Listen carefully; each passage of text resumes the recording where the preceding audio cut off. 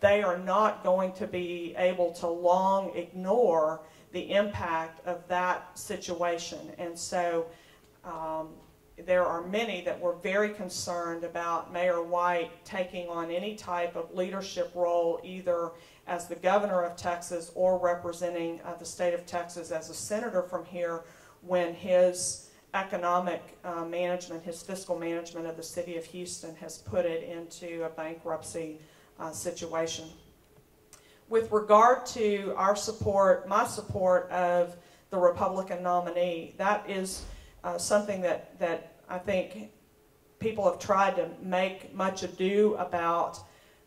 My focus, as I've said repeatedly, is on this race March 2nd. I think we err when we try to predict the future.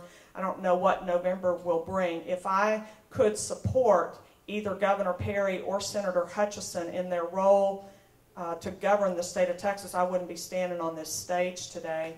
I think we err in politics in a way that we don't err in any other area of our life. There's no place that we say to people, once you're on our team, you can continue to take the field regardless of how you behave, except in politics. We never say to a starting quarterback, perform as you want, you've got the jersey, and we'll keep making you the starter from now until forever. We never tell employees, you're on the payroll, you can behave however you want, and you'll continue to draw a paycheck. We certainly don't tell our children, you've got my name, use it however you want, you will not be held accountable. And yet, for some reason in politics, we have put on the blindfold, the earplugs, and said, once you are elected to office, you have no accountability. We will continue to support you. That error, I think, is a party error. And I have said very sternly, I believe it is our duty to fix that problem in the primary. But unless we fix it there, I believe you will see more and more voters doing what they have done in the last 2 election cycles. We turned out congressmen at the federal level because they were not walking their talk. We lost seats. We lost seats in the Texas House in the last cycle because we have not seen Republicans adhering to the platform and to the principles. So we can either address that issue in the primary or continue to lose seats in the general election. I hope that we will do it in the primary. Every state representative in Texas is up for election. A number of our state senators are up for election. I hope we will look at performance and we will cast our vote accordingly. But I think you're going to see, and certainly I hope you will always see from me, an adherence to principle and not to personality.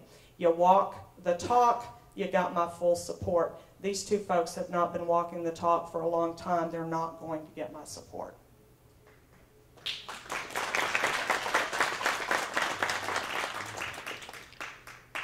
John Parks from Garland.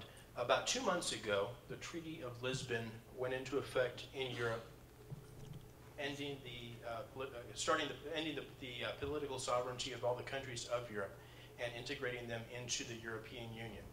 Along the way, there was a network of highways to integrate their economies. In the same way, we had the Trans-Texas Corridor, which was going to integrate the economies of of Canada, the US, and Mexico. Trans-Texas Corridor was stopped.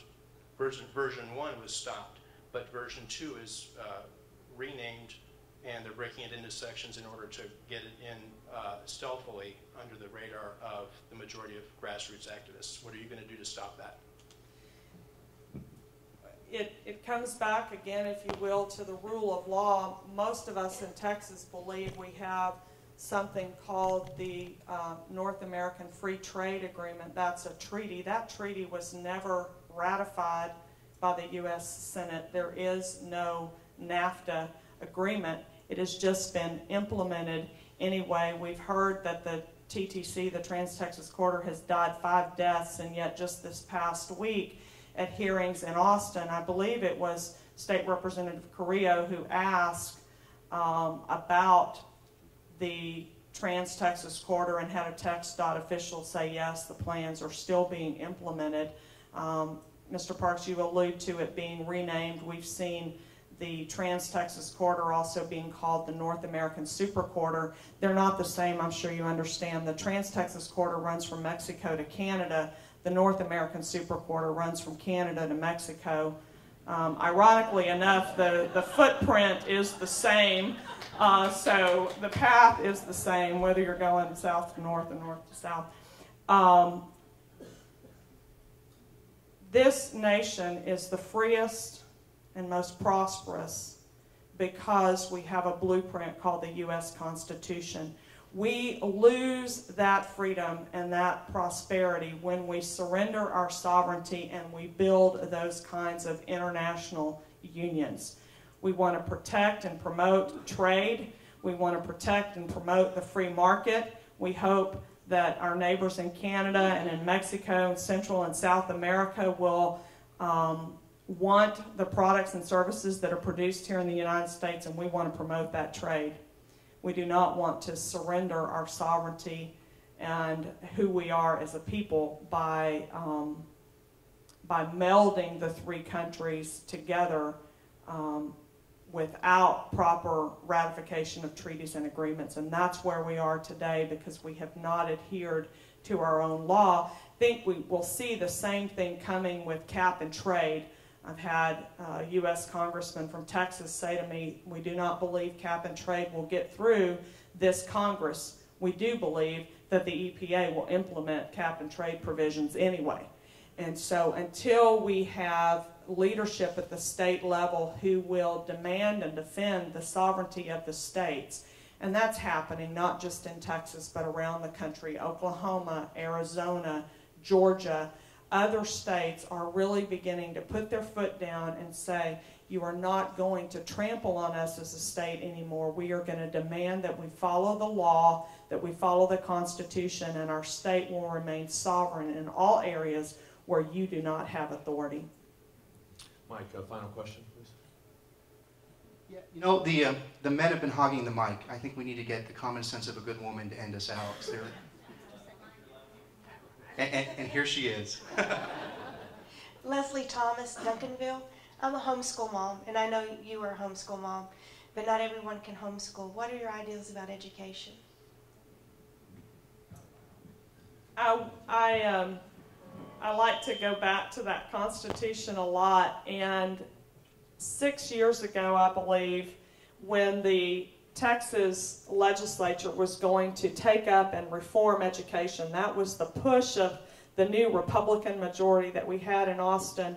I attended a town hall meeting at the high school in Wharton, Texas, and a city council member stood up and he cited something that he had heard from an older gentleman 20 years ago. He said, you know, until we define public education in Texas, we're never going to fund it. And I thought that was pretty powerful because I bet every one of us in this room has a different notion of what public education ought to be. So as I began to prepare to govern Texas, I thought I've really got to get a better answer to that. I haven't seen that coming out of Austin. I wonder what our Constitution says. Go back to the 1865 Constitution of Texas. That's where we started. We've amended it a bunch. It's now a 300-page plus document. But it says, in order that our children understand liberty, the state of Texas will provide a free public education for the general dissemination of knowledge.